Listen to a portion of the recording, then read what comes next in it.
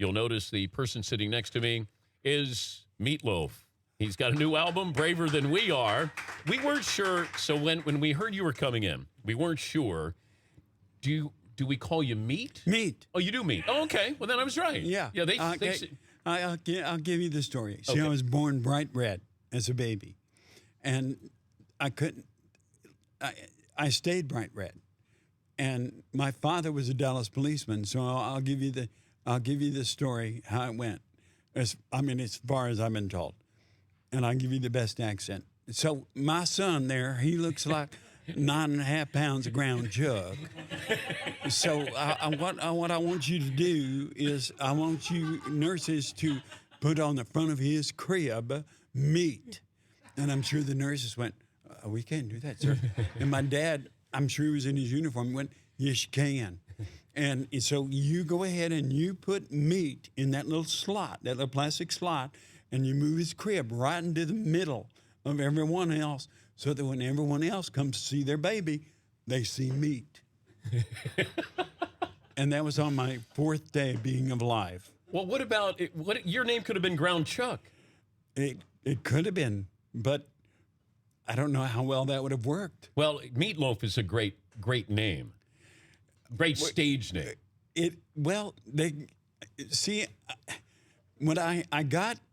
I'm an actor, so they actually use, and a football player. I was a football player. I was the meanest football player on my high school team, and I was a walk-on at Texas Tech. But the coaches used to yell at me for being so damn mean. I say, blow your whistle, I'll stop playing. And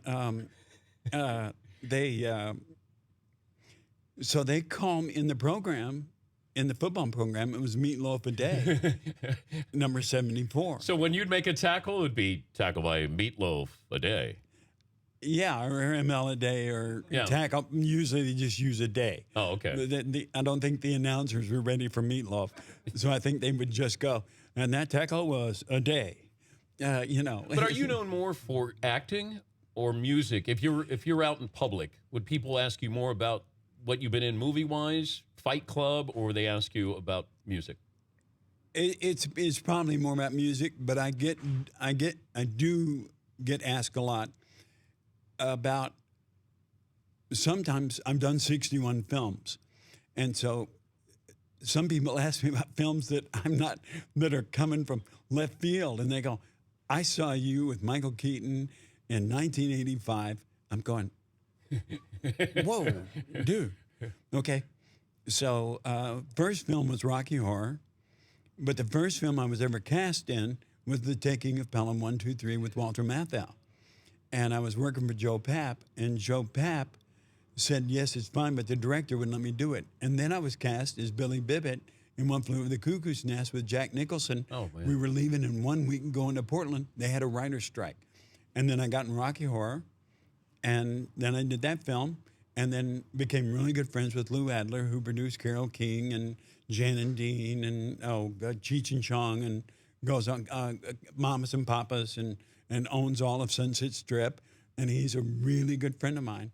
And so he helped bring Bat Out of Hell, and we're still talking. He sent me they called me the other day. They redid it already, a remake for Fox of Rocky Horror, and they called to ask if I'd play Dr. Scott. And of course, when I'm working, they always want me to do a film or a television or something, and I can't do it because I'm working. And so I said, who's playing Eddie? And he goes, Adam Lambert. And I went, no, he's not. I go, Adam Lambert is like, Adam Lambert does Queen. I said, Freddie Mercury was the best rock singer ever to live. And you're telling me that Adam Lambert, who is now singing with Brian May and Roger, is going to do Eddie? I'm going, oh, my God. So I was like freaking out. I'm going, oh, man.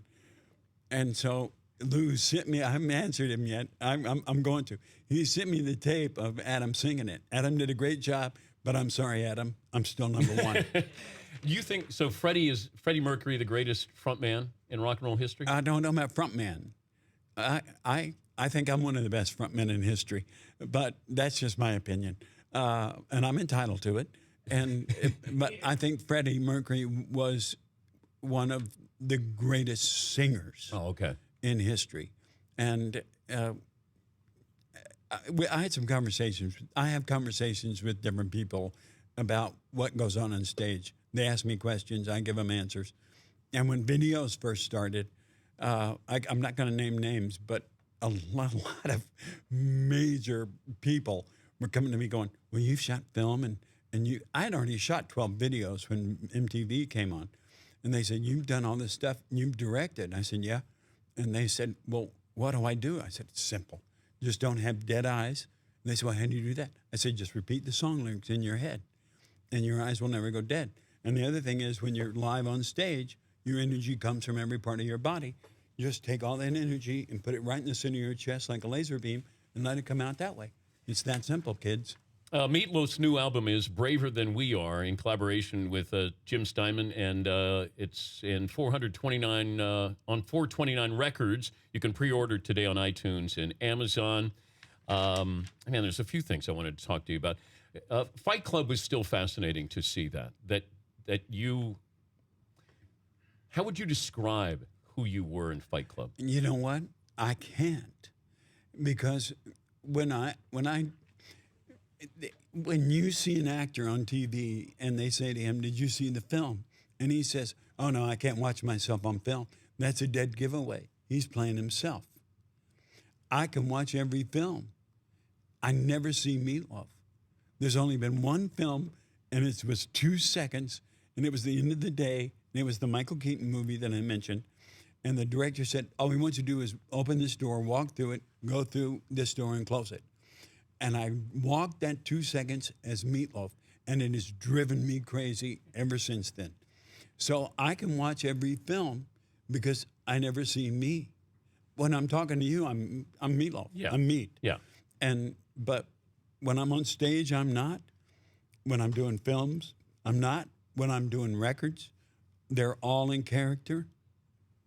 Every one of them. This album was all sung by a 19-year-old. And I had a guy in England ask me, well, you're 68. How can you sing like a 19-year-old? I go, do you know the word backstory? It's what actors use. Well, not everybody, but some. I said, you create a backstory for the character, and at 19, you stop. Yeah. And so that's what it is. And people probably think the last song, Train of Love, is about the guy trying to find a girl. It's not. It's about a 19-year-old trying to find out who he is. You collect sports memorabilia? Yeah, I had an interview with Dan Rather, and I took him up to my sports room, and he couldn't believe what he was looking at. What's the best thing in there? Well, I've got two things. Well, 2 years ago on my birthday, Hank Aaron and Derek Jeter sent me bats for my birthday. And but the two best things are, the first one is I did National Anthem at Camden Yards. And so, we were going to leave, and they said, oh, no, the Orioles want you to come in. And Cal Ripken was the first one I went to talk to. So I was talking to Cal, and Cal goes, I got to give you something. I got to sign something for you. Okay, he's looking around, and finally, he takes off his game-worn jersey and signs it and hands it to me. And I go, oh, I can't take that. And he goes, yeah, it's yours. So that's it. The next one is I threw out the first pitch at Fenway, which is like, everybody knows I'm a Yankees fan, which everybody gave me a really hard time.